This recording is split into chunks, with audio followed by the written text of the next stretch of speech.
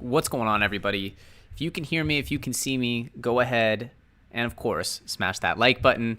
And I hope you guys are excited to talk about altcoins right now, because I know I certainly am. We're going to wait for a couple of minutes for people to get inside here. Yep, it looks like we are live right now. Just started, so we're going to let people get in, because right now my streaming software isn't letting me broadcast to existing events. This was some update with Streamlabs, so we got to wait for essentially people to hop in, because I couldn't do an event in advance so that everyone could be waiting for it. So we're going to wait for people to filter in, and hopefully we can get everybody in here.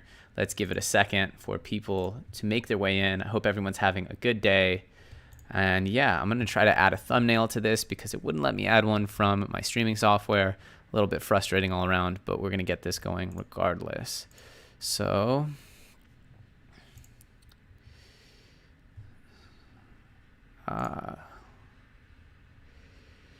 and what's going on, everybody? I see the chat's rolling now. Seems like people are making their way in. All right, we got 178 people in here. Thanks to everybody. Sorry about the trouble here, about the different events and links. Been a little bit of a tech issue, but thank you guys so much for coming in. Can hear and see. Amazing, loud and clear. What's up, everybody? Let's see who's in the house. We got Interlock King, Jay, Light Codes Music, Jay Powell, James Tobias, Kevin, MS, Mr. Zaro, Tyler Smith. I hope everyone's having a really great day. I see some Octos in the chat. Yeah, that's right. Octo had a juicy pump today. We're going to be talking a little bit about my strategy and, how I'm managing coins over the next few months, because I see a lot of this sort of almost Bitcoin euphoria right now. And that's awesome, right? I think of Bitcoin, as I've said in interviews, like what I did with Altcoin Daily, it's literally like the floor we stand on. And so having a strong floor, a strong foundation is critical to the success of the industry. But there's sort of a perception right now that I'm seeing that essentially Bitcoin's going to pump and the alts are just going to die. And that might very well be true for some alts. That could easily play out. However, for me, I'm much more interested in what could potentially happen in the altcoin market, not for just sitting on alts that we talked about 4 months ago and hoping that number goes up. I think that it's much more of an active strategy, and it requires for you to be a little bit more hustle-oriented, a little bit more nimble in the mind, a little bit faster moving. And it is quite a difficult ecosystem right now to succeed in. However, if you're good at identifying winners early, you can do amazingly, I believe, over the next coming weeks, as we've been seeing some amazing growth over the last few days. And the altcoins are still moving. And it's just a question of, are all the altcoins going to move en masse like they did in August? Well, we'll have to wait and see on that, but there's still going to be a ton of opportunity, and there's still huge gains happening. And for that reason, I kind of feel like it's my duty to be covering the projects that I think are going to see some upside. And so I'll be going over for you guys my mentality on how I'm going to look at coins in this transitional period. Obviously, you want to keep adding to, the fundamentally strong projects that once the market sort of en masse for altcoins turns on, which I believe, of course, will happen extremely powerfully once Bitcoin makes new all-time highs. But more importantly, once you've identified the good alts, if they've already had huge pumps this year, that's kind of a sign for me that there could be a little bit more sluggishness or downside. Of course, that's not a rule, right? They could perform. However, the ones that I'm sort of leaning heavily into, with big purchases, those are the ones I'm looking at that are newer or have not pumped yet. The market hasn't recognized them yet. There may be smaller, more anonymous type teams that just started delivering tech that really shows how serious they are about their project, that they're legit. And so there's a variety of factors here for you to consider, but understand that in my mind, the altcoin market is still ripe with opportunities. And Bitcoin moved like 4%. Altcoins are doing 10x's still. It just matters about, finding the right ones and understanding how to identify them and get into them.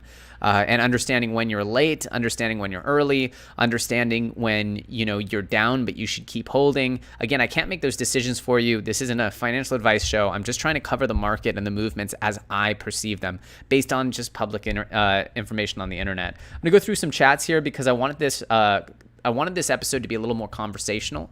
But I'm going to go through. I saw some super chats up here. I see one $5 from James Tobias. Thanks for supporting the channel, James. Obviously, if you wanted to ask a question, feel free to do that. We see a $24 super chat from GBU Professor Wally. What volatility indicators do you recommend when identifying alts to trade? Volatility is best for algorithmic/bot trading. Yes, volatility is great. And there are some alts that have tremendous volatility sort of built in. But, it's sort of, this question is a little bit almost, it touches the question I wanted to answer with this, which is how do you kind of sift through this altcoin market right now?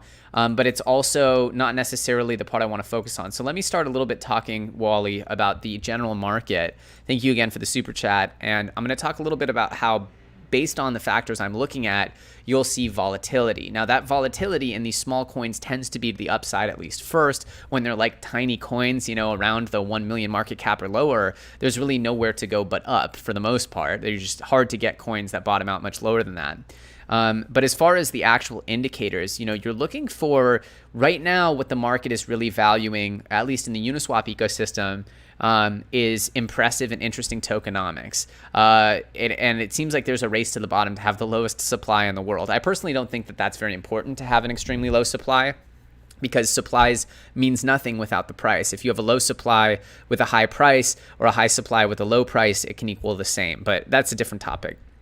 What I really am interested in is when people are taking these interesting concepts, because there has been, by all means, a huge amount of progress on tokenomics. People have been taking tokenomics and really blowing the lid off of it.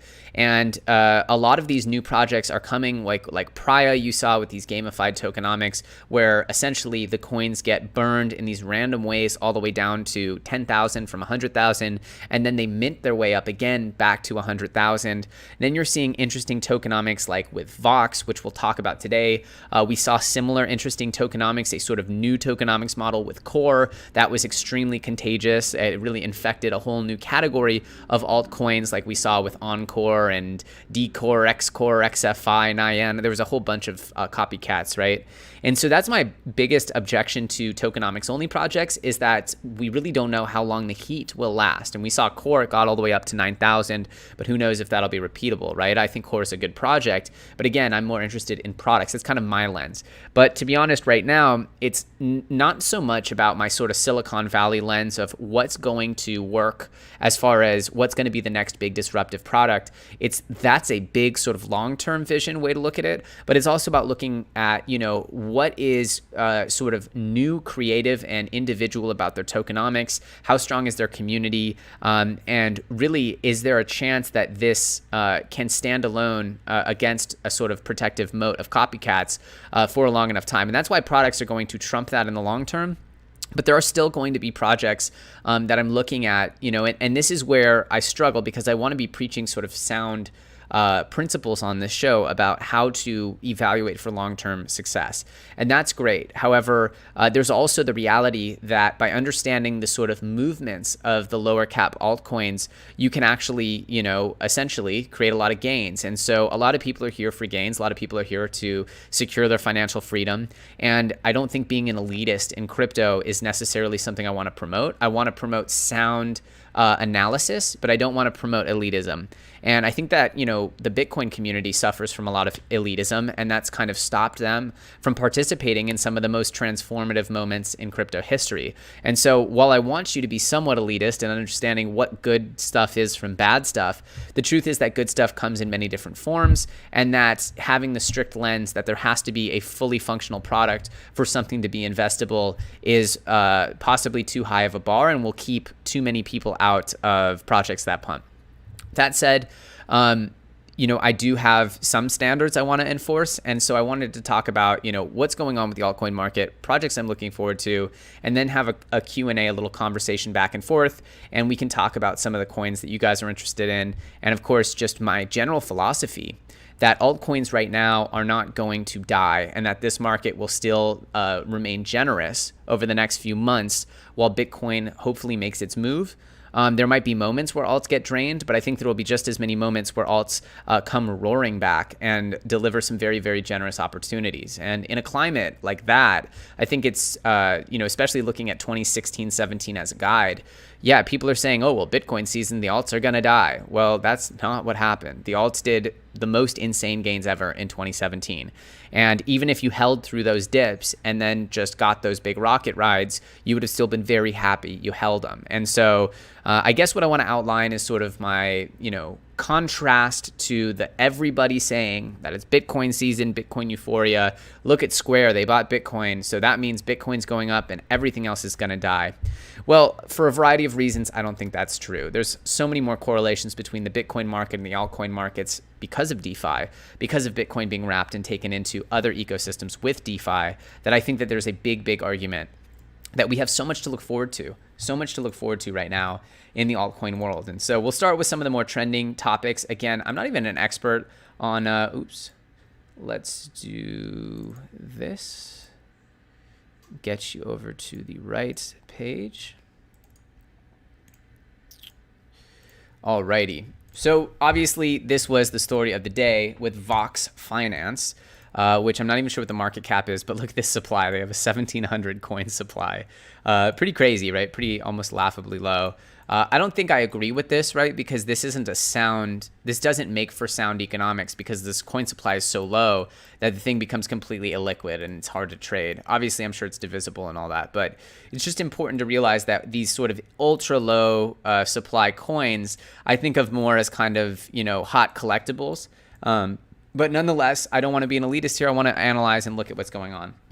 So Vox was first brought to my attention by a Twitter handle, and they got in at about $100. They were telling me this about $100, and it reminded me of Core in a lot of ways because it just went absolutely to the moon the first day, from $100 up to 1,000. Pulled back to about 400, got bought up, stabilized here at about, this stabilized between 700 and 800, and now it's moved and made its move up to now it's in new price discovery territory.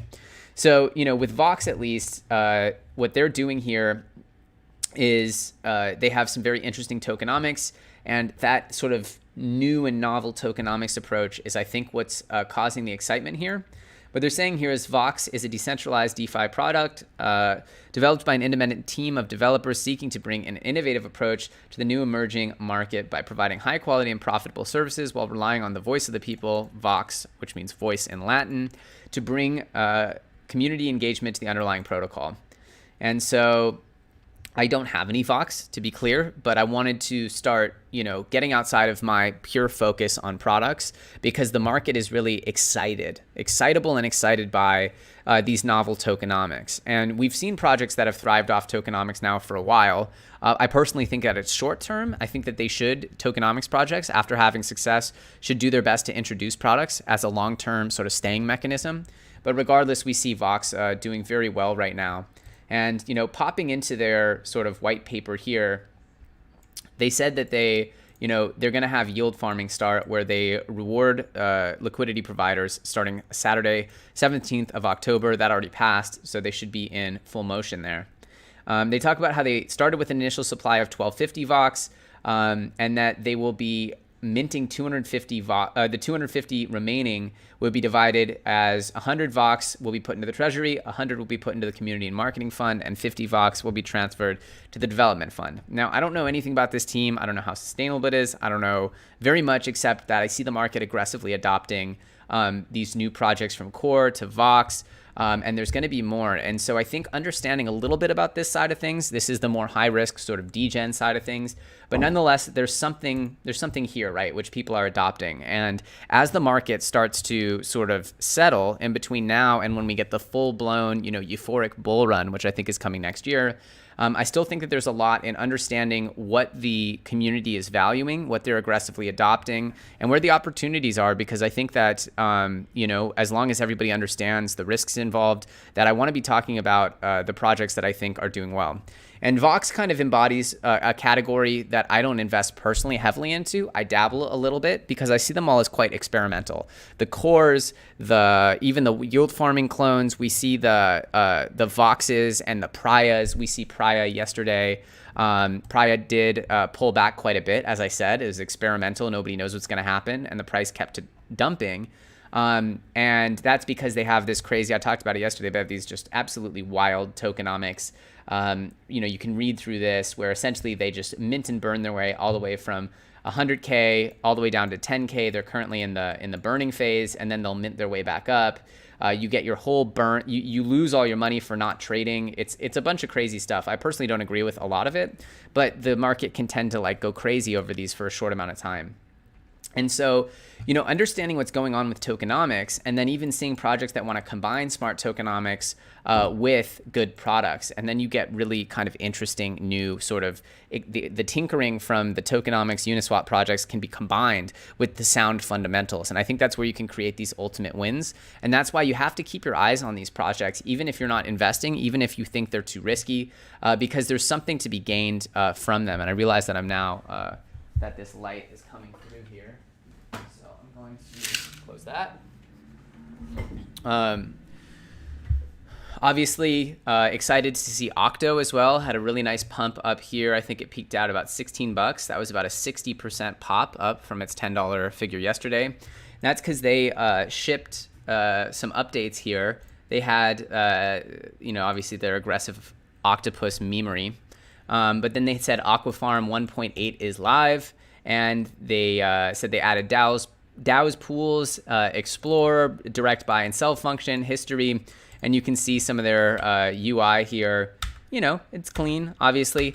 I'm still on a wait and see about their product, but usually when these things happen, you see they're combining sort of buzzy things like Oracle's complete decentralization. They're having sort of portfolio tracking and other types of sort of, trading tools they're building in. And so you can see as they're starting to deliver tech now that they're more, even though they're anonymous, people gain more confidence. And that confidence was reflected here in the price. I still own very little Octo. I own a nice bag that I got at $6. But I don't have a tremendous amount because, with Anon teams, I just don't go in that heavy. But I'm nonetheless, it's exciting to see a project like Octo doing well, and hopefully they continue on their mission. Still only 5 million market cap. And this is where you can see, their project has gone, and, if you were following this project at its base, I think on Uniswap, it dropped even lower than this. I think it was down at about, $2 to $3. I'm not quite sure here. But, from $6, it made a run up to 18, and now it's hovering at about, 14.50, 16. This thing could break to new highs. It wouldn't surprise me if it did. It peaked back here. Yeah, it peaked here at almost 20. That was back to after we first covered it. But we see now it's making a run, and you can see it kind of wants to get back up there. And this is because, to me, getting back to the core point of this video is understanding what's allowing for some of these projects to pump. Obviously, you have the RSRs, which are pumping based on the fact that there's the PayPal connection, even if they're not actually the coin PayPal is going to use. But it's more about understanding that the coins that have not had parabolic growth yet and are still have decent offerings and have that sort of, that base level of not too much gravity pulling them down. That's kind of what I'm looking for here. So projects like Hathor, which I'm still excited for. Again, this thing is not even on even one ridiculously okay exchange. It's on just one scam exchange. And so when something like a Hathor goes to a good exchange, I'm expecting for it to do some growth because people will kind of for the first time have access to it. So projects like Hathor, this is kind of where I'm looking, right? Looking at what's going on with the Octos, which are starting to become more fundamentally sound, but started off more of a gamble, but using some good buzzwords. You can see they're having success because they just haven't been pumped to smithereens. And, you have Vox, obviously, total fair launch and all that stuff. This is more of an experiment, right? The Vox and Prias. Then you have the Octos, which are like the Anon sort of ultra low caps, but fighting in buzzy categories. And that's an interesting proposition as well. And then, you have the RSRs, right? Like I said, which got the PayPal bump, and they're doing very well, still hanging on to their gains a lot from the news and the rumors around their connections to PayPal. In general, RSR is just a very strong coin. And then you have projects like Ocean, which I just really like. But then there's projects coming up like Bondly, which I've been excited about and talking about for like a month or two now. And, this is like a fundamentally strong project launching on Polkadot, interesting use case, dabbling in various trending narratives from NFTs to DEXs to CeFi to DeFi. This is kind of where you get these opportunities because Bondly, when it comes to the market, will be unpumped. And so I'm going to be looking for the sort of new and unpumped coins. Whereas when people are talking about, alts dying, they're talking about things that maybe went up. If we go back here, if we go to the DeFi category, they're talking about things probably that went up, significant X's within the year. Like let's look at Kyber Network, right? I think Kyber Network is a good example of a sort of trending DeFi coin that, look, it was on the floor here at about, what was this, 15 cents, 20, just call it 20 cents. And it got up here to, $2. So it did a 10X from its floor back in December. And then now it's coming down, but you still have people that are up, 5X on it.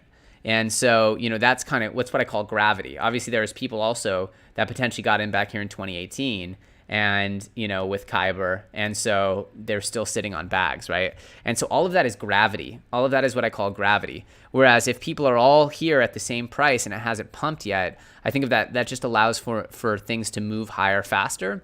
And so while it's not impossible for coins to make it back to their all-time high and stuff, I certainly expect it from top alts that we still haven't seen it from. Like Utrust, I expect for that to get back to its all-time high at some point. But something like a Bondly, which is super strong fundamentally, and I've been looking forward to this one. This is one that I could see, pumping, right? It's no guarantees. And you guys do understand, as I've been trying to explain, that while it's not quote unquote alt season, trading alts requires far more attention. You need to really evaluate things. You need to get in early. And after things have pumped sometimes 10X or more, you need to really evaluate whether that's right. And then you're seeing projects like Vox. I think it's a good example, right? Where this is a novel concept. It's only been out for 4 days. But we saw that on day one, it got really hot, pulled all the way back. So if you got on day one, you got in at the $1,000 top, you would have been down 60% here. And then sometimes with these, you just need to hold them. If you really think it's interesting, then you got to hold on to them and wait for them to cup up and make their growth. But then you got to also understand when something's had a really parabolic run and maybe that run is over, right? And maybe that run maybe it's going to take months or a while for that run to start up again because it was so strong. So to summarize what I'm talking about here is I'm looking for really solid coins with as many fundamentals as possible. I'm not really capitulating to the full tokenomics only projects, though I will dabble slightly in those. I can't bring myself to put in more than a few ETH into any of those projects. Whereas, if I see projects that really seem to check all boxes, like Bondly really checks a lot of boxes, then I'm excited because I think when they launch, they have a chance to really do something and deliver, potentially some serious gains, right? And so not financial advice, not a financial advisor, but I think there's a lot of opportunity in alts. You're still seeing alts like Vox Pump. You're still seeing alts like Octo Pump. You're seeing alts like RSR Pump based on news, right? And news doesn't do anything for altcoins in the bear market. During a bear market, news is pointless. It literally is almost completely pointless. And so when you see news causing such crazy pumps that we're in a bull market, I can promise you over the last 3 years that we would get the craziest news and nothing. So seeing this is really exciting. I'm going to turn over and start fielding more questions from the community right now. But I just wanted to go over that, I'm seeing a lot of people call Bitcoin Euphoria and essentially say alts are done, get out of alts, exit alts. And I just don't agree with that. I have a lot of Bitcoin. I'm not saying don't hold Bitcoin. I'm just saying that hold your Bitcoin and use alts, if anything, to get more Bitcoin to add to your holdings. So that's what I'm saying. People are saying Hex or Rec. Hex up 125x. I disagree with that because Hex day one price was, I think, maybe about 30 or 40% down. I'm not sure. I don't want to get into an argument about Hex. Hex community loves to berate my channel. I love you guys. Hex community. Somi, we love you, Elliot. Even if I'm chat muted, you're not chat muted, buddy. I can see your chat. If this guy doesn't mention Hex, I won't be watching him ever again. Does this count as a mention? So I think if Hex, was clear about the fact that their day one price was not too far below where it is now, I don't think it's 100x, but I think they've been doing well. I want everyone in Hex to make money. Congrats to you guys for making money. Good for you guys. Good for you guys. What's happening with Uniswap? I don't know what that question means. It's a scam to not be talking about Hex. Uh-oh. Uh-oh. Wow. All right, guys. Come on. Stop spamming the Hex chat. It's boring. Elliot, have you heard about Red Fox? Yeah, I actually heard about Red Fox from Nuggets News. Nuggets News is, obviously, you guys probably know him, Alex Saunders, really smart guy. He's been talking to me about Red Fox. We're supposed to do some collaborations, me and Alex, soon. I know that a lot of people really like his content and that we tend to slip into the same areas of doing deep dives on sort of new and interesting coins. And so I think with if you guys are excited for that, do me a favor and smash those like buttons. Guys, we have 876 of you in the chat right now and 158 likes. I don't know. Do you not like the content? If you don't like the content, throw a dislike. There's literally a thumbs down or a thumbs up. Pick one. Don't pick none. Pick one, please. Elio, answer the chick so she goes away. I don't know who that is. Who's the chick? Is Polkadot something to hold for the long term? Yeah, I'd imagine. I don't have a ton of DOT, but I have a lot of DOT ecosystem projects. But I think DOT is definitely shaping up to be a long-term hold. However, I do get EOS 2.0 vibes a little off of it. You know, the hopium around EOS was really strong. It kind of reminds me a little bit about what's going on with DOT right now, but it's not guaranteed, right? I think DOT has a lot to prove still, but it's still an exciting ecosystem. RSR Coinbase listing. I would be shocked if RSR doesn't make it to Coinbase, to be completely honest. Corporal Poon. Hi. Thanks for the super chat. Powerpool. I'm not familiar with Powerpool. I saw it trending the other day.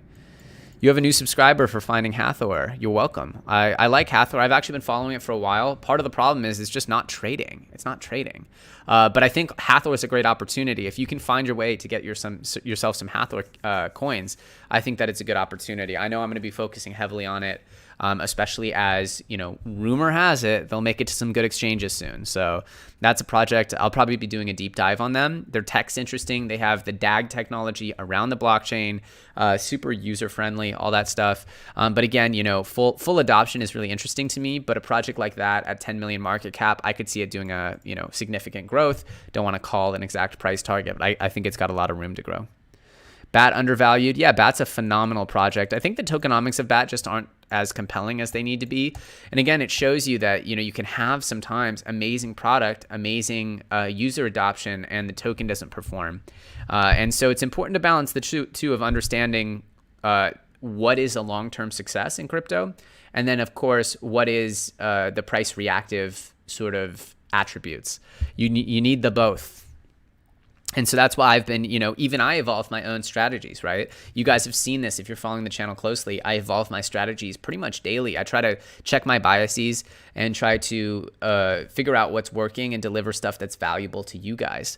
And sometimes, you know, if it doesn't fit into my core philosophy, I'll make that clear. But I don't think it's right for me to be too much of an elitist for you guys and not tell you about things that if I think they're going to work. And lately I've been saying a lot. I mean, lately, most of the coins I've been talking about have been working. Even the ones that dropped hard in September, they've been having some of the highest pops off the lows. And so it's validating to me that the way I'm seeing the market is still pretty bang on. And as usual, you know, my biggest metric of success is, of course, if I can lay out information that helps other people. Because, you know, when I'm in the chats, when I get those DMs of people telling me how much their content helped them, or if they've made significant amounts of money, whatever it is, that stuff is really like, that's my sort of North Star metric if I'm doing things right here on YouTube. And of course, you know, the ultimate is finding those new projects for you guys that haven't done parabolic growth, that are going to do parabolic growth. And so that's really my goal, is to try to unearth those. What are you thinking, XFI to zero? I mean, for what it's worth, based on everything I've seen, XFI pretty much exit scammed. You know, obviously I followed the project originally because it was a core clone, and I told you guys, based on nothing other than the hype and the sort of degen excitement around core, I was like, the core clones are gonna fly. So when XFI announced that they were doing a core clone, I aped in, right? Which is kind of double talk for just jumping in with 2 feet without as many fundamentals as you should have. And in the end, I did really well. I took profits at on XFI at 700 when I saw that the parabolic move was kind of coming to an end. And I treated it very much like a sort of degen play. And then, you know, did it help that they had some extra features there, that the X swap and X this and X that? Sure, but having 6 coins was always, you know, to me, a little bit of a red flag. I don't like multi-coin ecosystems. I think it's hard enough to deal with 1 coin, maybe 2 coins if you have like a stable coin and something else. But having multiple volatile coins within an ecosystem is really, really, to me, it usually signifies a money grab. And then seeing, of course, just all of a sudden overnight, all of the project is gone, and the project founder's exit scan. We don't even know if that's a real picture of this guy. And so, yeah, XFI to 0. All I know is no matter what the future is for that project, I will not be playing ball. I will not be taking part in it. Their Twitter messages were not comforting. I've not been refunded on my X core. I lost money on that, right? When I talk about things, I buy them. And it's funny, sometimes people criticize me for buying the coins I talk about. But like, wouldn't it be worse if I didn't buy the coins that I'm talking about? Like, isn't it better if I buy the coins I'm talking about? I don't know. I'm curious what you guys think. To me, it seems silly. If I believed in something, wouldn't I believe in it enough to buy it? I just think it's crazy to believe in something and want to create content around it and not want to buy it. That kind of boggles my mind. Can you take a further look at Hathor Network? Yeah, I will. I'll do a deep dive on Hathor. I will. No, read my super chat. Let me find it, buddy. Let me find your super chat. Oh, wow, there's a bunch I missed. Take a look at YFDI Finance when you get a chance. Website looks professionally done. Thank you, Job Harry. I will have to. CG, easy 1.2 mil market cap, 500,000 sup, Binance DeFi. Are you talking about EasyFi? You talking about Easy Finance? Is that what you're talking about? Easy? I talked about Easy before. I bought Easy. I tweeted about Easy. I hold Easy. Easy money. Let's do it. And that's not financial advice. That's just, it's hard not to say cute things when a project's called Easy. I've been in the red all my life. Oh man, I'm sorry to hear that.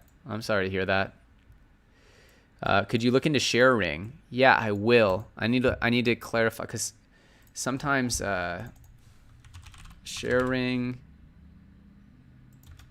is that just, are you just talking about Darwinian network? Ring? No. Or SHR? Which one are you talking about with sharing? Clarify, please.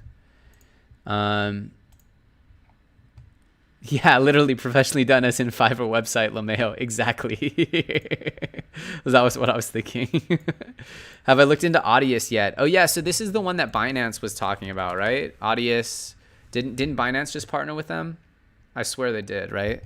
So look, I'm a big believer that blockchain can really introduce new mechanisms into different industries. But as far as like, there's been a few music coins. There was literally Music Coin. There was a few other ones back in 2017 and 18 where I thought that they were really revolutionary. They still are. I'm guessing that Audius is quite similar in that they're trying to essentially deliver. Oh gosh, this window capture stopped working, huh? Oh yeah, there we go. I think that will bring it back. Okay.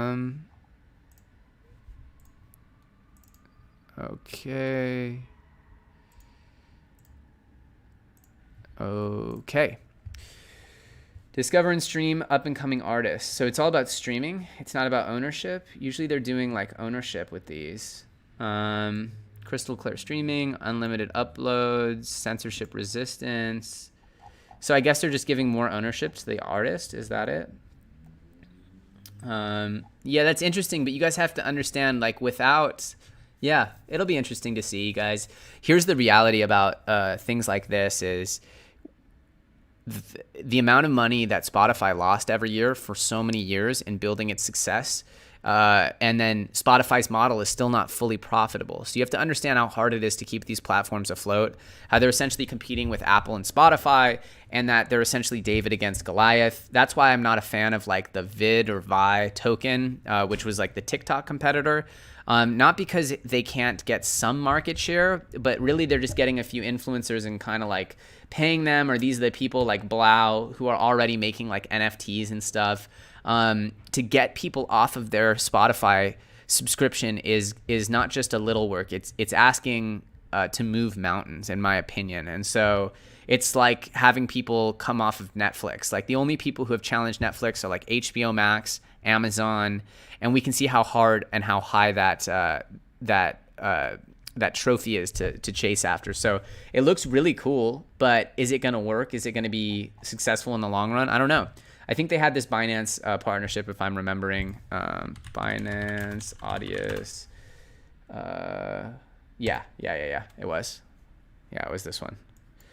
So yeah, if they have Binance behind them, they'll probably do some pumps. I love music. I'm a big, I actually used to make music, and I'm a big fan of independent music artists, and I hope they get their fair shake. But I do have hesitance when I'm seeing a product that I can't imagine having real success long term. Matic, still early. I love Matic, but I think that you need to understand that when it comes to Matic, when it comes to all the L2s, it's very unclear who's going to win that race. And to say for anyone to know, hey, this is what's the best product in the category, this is for sure going to win, I think it's hard to say. There's a big debate. Is it interoperability like Polkadot? Is it L2 like Matic or XDAI Stake? Is it just on-chain scaling like ETH2 plus ZK rollups? And so we're seeing different sort of mechanisms, like we were talking with the team over at Immutable, and they're doing something called Immutable X, where they're just using rollups to batch transactions to the mainnet. And so they're not even using a sidechain. And so, those are the really exciting things to me, even more than the side chains or L2s, because people can just stay with their MetaMask on Ethereum, and it doesn't fragment the community at all. It doesn't fragment the liquidity at all. All the money and all the users are on Ethereum. And so, for me as a product person, even one extra form on your sign-up form will lose X% of people. And so having people add a new network, transfer funds, do all these things to get over to side chains. I brought this up when we were talking about XDAI Uniswap. It's just really a tall order. And so that's kind of me as a product guy just saying, hey, it's kind of hard to expect that. But I do like Matic. I think they're one of the best scaling solutions for Ethereum, if not the best. And they're probably going head to head with Solana and XDAI. And the few other ones, but I'm also very bullish on on-chain scaling and things like ZK rollups. Can you look at SparkPoint SRK? Are they games DeFi? They are games DeFi and learning. Yeah, I will look at SparkPoint. I actually seen them getting shilled a while back. Thanks for the super chat. SparkPoint. All right, no market cap, but let's check out the site. So feel secure. Wait, what? Come back. Secure, private, innovative. Feel secure with randomly generated C. Oh, come on. I can't even see this. Okay, well, they don't want to keep their text up. Slice some tokens. Yep. Okay. Well, little critique that they might want to have this rotate a little faster. I'm not the fastest reader. So, but it looks interesting. I'm a big fan of combining games with crypto. So we'll see how well they do. I think gameplay is key. So, these little tap games are cool. Obviously, it's very competitive, the tap game market. But I'm happy they're at least trying to do gameplay. That's really important to me, is the gameplay. Let's pop in here to the highlighted coins, see what's pumping. Yeah, Octo. Ooh, Unilend having a nice day. Guys, as you know, Unilend, this project, I believe, has not even yet seen its pump. It launched, I think, at 15 cents, and I have a big bag of Unilend. And so I'm going to be holding this thing until it performs, but it's only at like a 1.8 million market cap. I'm really excited about Unilend. Like, this is a good example of a project that I think of has slipped through the cracks. And I'll do, as they get a little further along, I'm going to do more deep dives on them. But essentially, they're allowing for you to set up any lending and borrowing pool based on any ERC20. So it's not just like Aave where there's like, or Compound where there's like a few markets. They're essentially saying we can let you set up borrowing and lending on any ERC20, kind of unlocking all of these smaller projects to be used in DeFi. Now, of course, that comes with added risks and other considerations, but it's to me like the Uniswap of lending. Unilend, Uniswap, it just fits. It tastes right too. It tastes good to me. Now, people are complaining to me that I think it's this guy, Taran. Is it Taran? that they're saying this guy, one of these guys, they were saying has a horrible reputation for being a scammer. And this might be true. I haven't looked into this guy's history, but what I do know is Chandresh. I've talked to the team at Matic. He was the COO, I believe, at Matic, and he has such an amazing reputation at Matic for being just a workhorse, the heart and soul of the team. And so while this CPO might have a mixed reputation, the real driver here is Chandresh, the CEO. And from what I can tell, people who have worked with him for years have told me really positive things. So I think that if there's FUD around this guy, I would say that there's enough FOMO around this guy to maybe equal it out. And I like the product. Regardless of the team, I've liked this product as soon as I saw that their first Medium post about it. So I'm bullish for sure on Uniland. And this is a great example of a coin that has not pumped yet, that has so much good news, I'm sure, in front of them. As they start opening up their core functionality and then listing new ERC20s, they're going to start opening the door for like lots of announcements, lots of news, lots of collaborations with lots of projects.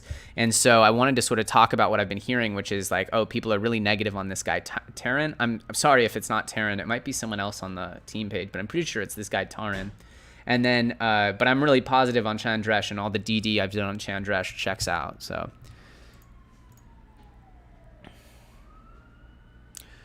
Corporal Poon, I skipped my other chat. Oh no, Corporal Poon, no. Adam Rosenberg, hey, can you look into Ho-Ho?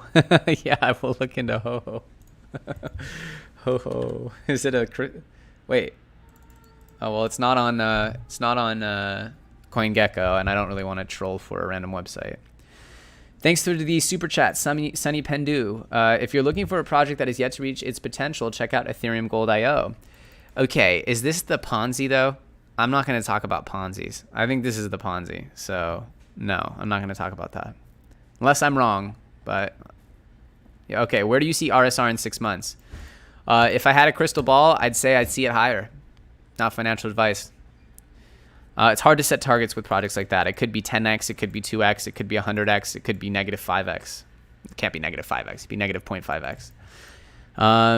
So let me make sure I've gotten all the super chats. I don't want to skip people who have just paid to put chats in front of me. It still boggles my mind that people super chat. It's so generous of you guys. Thoughts on YFV to change and make it back? So YFV was definitely like one of my worst calls ever. I have no problem admitting that.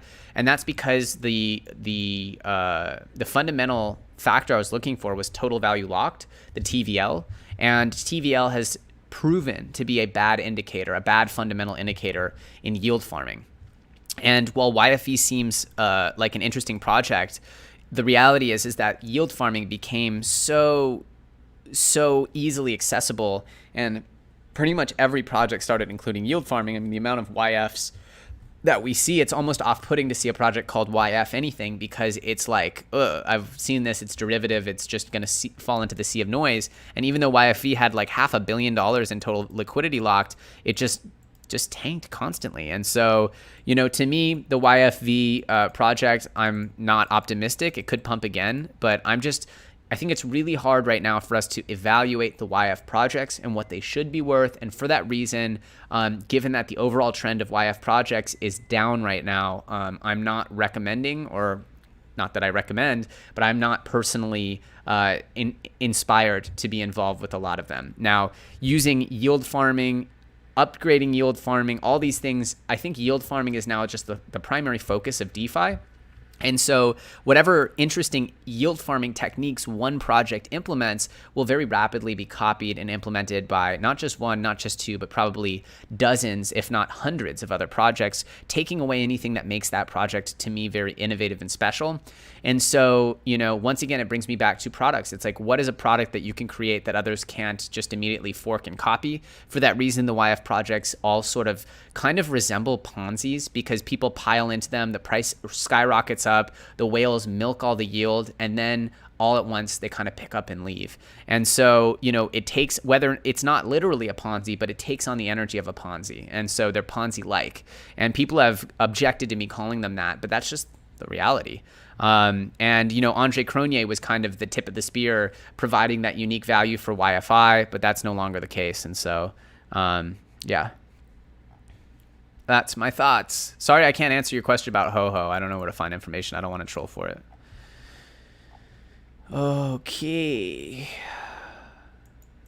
Hot mess. What are your thoughts on Rune Thor Chain? Very positive thoughts on Rune Thor Chain. Obviously, they've gone up like 1,000x or whatever. But, you know, I'm going to be interviewing Eric Voorhees next week. And, you know, Eric Voorhees responded to the Pomp tweet. Here, let's bring this up. Pomp, Twitter, DeFi. Yeah, so Pomp put up this tweet saying he's been reading all about DeFi this weekend. Very obvious, DeFi is the first most popular DeFi product. He's open to learning about others. And you see here Eric saying, check out Thor Chain. And, you know, Thor Chain is definitely, you can tell now, is Eric potentially one of the people behind Thor Chain? That's definitely a question. I mean, look at Thor Chain's branding, look at their materials, look at their website. This is not your Anon project, right? This is a put together project. These guys are pros. This is a serious team behind this. They had funding. They had what they needed to get this thing going. And so while they're anonymous, looking at something like Thor Chain, they're quite a beastly project, to be honest. So I'm expecting for when the alt season really kicks off, you'll see projects like Thor Chain start to really move. But again, remember Thor Chain, look at the gains Thor Chain has had. It's still in the top 100, and you know, let's look at it. It was down here at what, like 1.5 cents, and it made its way up to $1.10. So it's over 100. You know, just call it 100x or about there, 100x. So you know, project's 100x'd. Now it's sitting at 50x. So, you know, just keep that in mind. You know, can it go up and higher? Yeah, it looks like it's having a really beautiful consolidation here, a downward trend. It almost looks like it wants to break out and up again. I wouldn't be surprised. I'm really impressed with the Thor Chain project. But remember, it's going to take a much bigger movement of the market, I think, to get something like this up. And you're going to start seeing more of an altcoin revitalization to get something that's pumped this much back up again. But I do think of Thor Chain as a pretty major DeFi project that will perform well again once the market turns back on. But I'm not putting my apples or my eggs in this basket like Thor Chain baskets right now, because that's to me like hoping that things just go back up again, something that's already done a 50x. And I'm right now looking at newer projects that check all the boxes, which I'll be covering for you, more new projects. I did some polls in my group, and everybody said resoundingly they want more low cap gems, they want more coin lists, which I'd kind of been holding off on while the market was a little rocky, because I do feel bad. I want people to do well. I don't want people I want people to do well based on my content, if that makes sense. And so it seems like people want me to put out this content, even though they understand that the market's different than it was back in August. And so, hey, who am I to deny the people what they want? There's a bunch of projects I'm excited for that I think are going to do well. Projects like Unilend that I talked about, projects like Bondly, which I talked about, projects like Hathor. And so I'm going to keep bringing these to you, and I'll even discuss, I won't go hard on them, but I'll discuss things like Praya and Vox and Core and that world, because that's part of the narrative right now. Let's dive into the chats here. Okay, I got a 400 something tip from Shanky Shajev. Thank you so much, buddy. I don't know, you didn't attach a comment, but I appreciate you.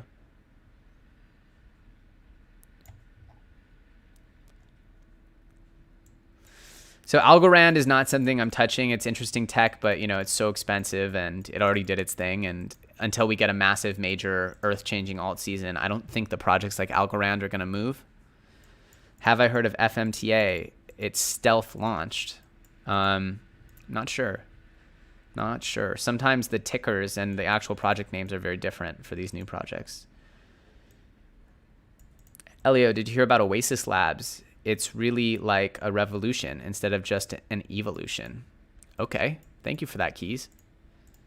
Polkadot versus Avalanche. I haven't looked deep enough into Avalanche. I know it was like hot for a second, but it launched as a top 100 coin. And usually those coins with that much investment and that much sort of hype before they even touch the market, you know, looking at Filecoin, right? Like here, let's look at Filecoin, right? Because I think someone said in my chat, and I do feel bad if you're out there, they said they wanted to buy Filecoin yesterday after the drop. And I said, oof, because I was just like, I don't want to buy something even if it's down to $22. It was still at $500 million market cap, and Filecoin's awesome. Don't get me wrong, but it's like, is this a real pump to newer and higher highs, or is this just a relief rally before it finds a much lower price and hangs out there for who knows how long? At any rate, I hope Filecoin pumps. It's a really cool project. It's a very, very interesting piece of infrastructure for the future. But this isn't the game I want to play right now. This isn't the game I want to play right now. But I'm sorry to anyone if I discouraged you from Filecoin, from buying the bottom here. But I was absolutely right to tell you at $60 that I think the thing was going down, and I've been right so far. And it's sitting right now at $37. So I think my video on Filecoin was good. Again, yesterday, someone brought it up to me, and I just told them that I wasn't going to go in. But hey, every oversold coin has its bounce, right? You should interview Jason Voorhees. I will. Remote interview.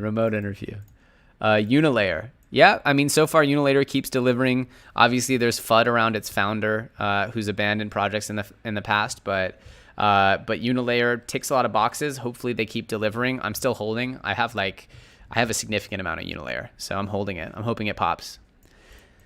Okay. Thoughts on Ethereum? I getting asked. I think it's you that keeps asking me, but they've partnered with Google, IBM. Thoughts? I'll look into it. Ethereum. I didn't know that they partnered with Google and IBM. That's amazing.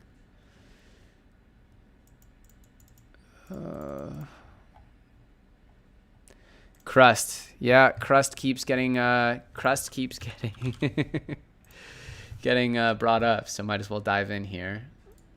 If you know the market cap, throw it in the chat. Let's see here. So yeah, this is another one that had just all the hype on day one, and this was what? Yeah, and this was the end of August, so things were a little cooler, but this is what's happening to a lot of coins. They get all the hype on day one. They never quite make it back there.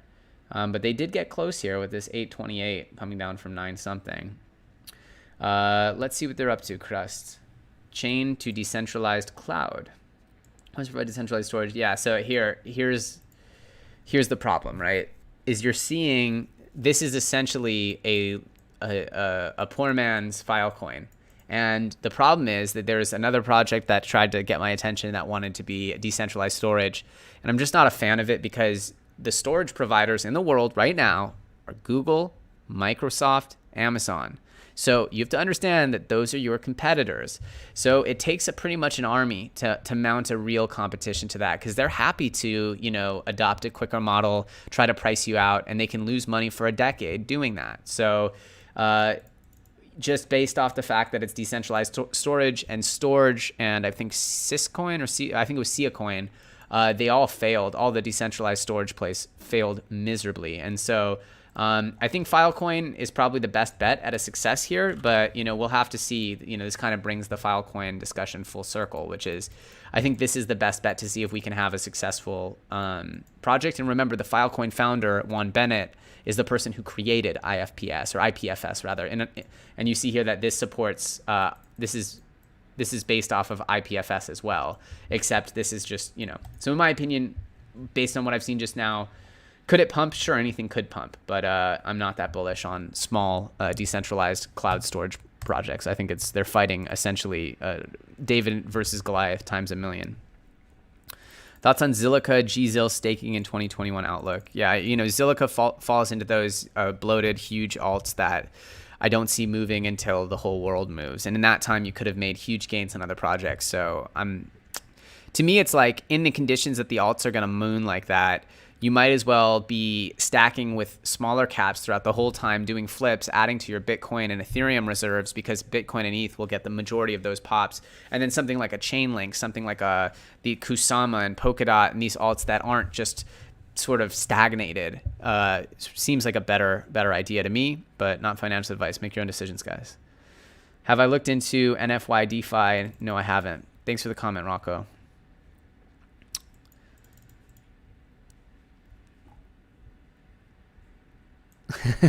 I see people are using this question mark emoji because it comes through so big in the chat. It's actually catching my idea.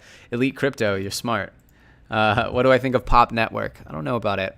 I'm gonna do like 3 more, guys, and then we're gonna call it a day. I'm gonna go watch this. Dodger game, guys. I'm going to go watch this Dodger game. We got absolutely the dagger last night. That was not cool. The Dodgers have not won the World Series in my lifetime, and I'd love to see that change. So if there's any non-Dodgers fans out there, exit the chat. Exit the chat immediately.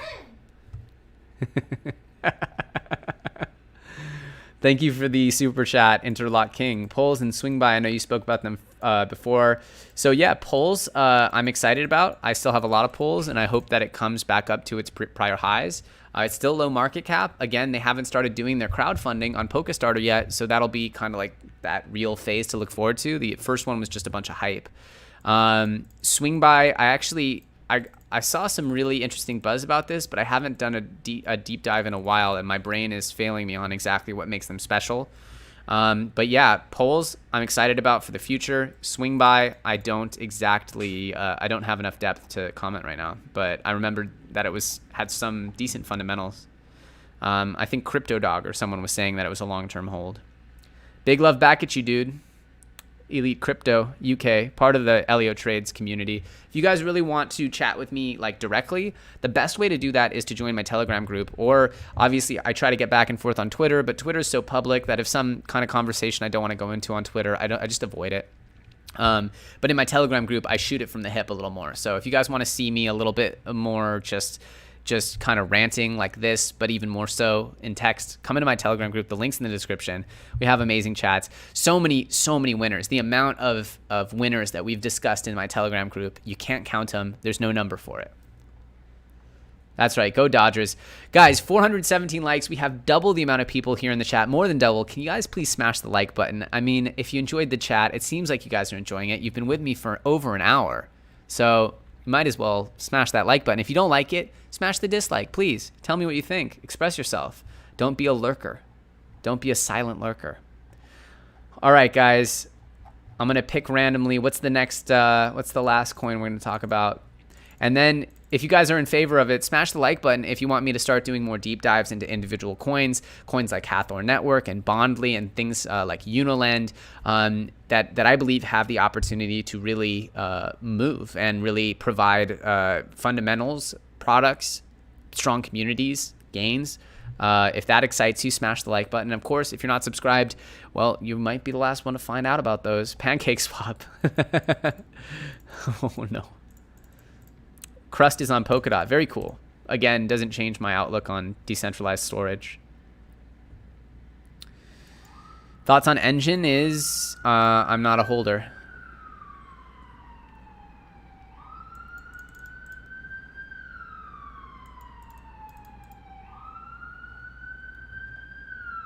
All right. Our fuel will probably come back as Polkadot narrative trends again. We saw, we're seeing oracles, I think, start to trend again. Hopefully Polkadot will have its narrative trend again. I think it will. Acro again, same category. Same with our fuel and like MantraDAO and all that.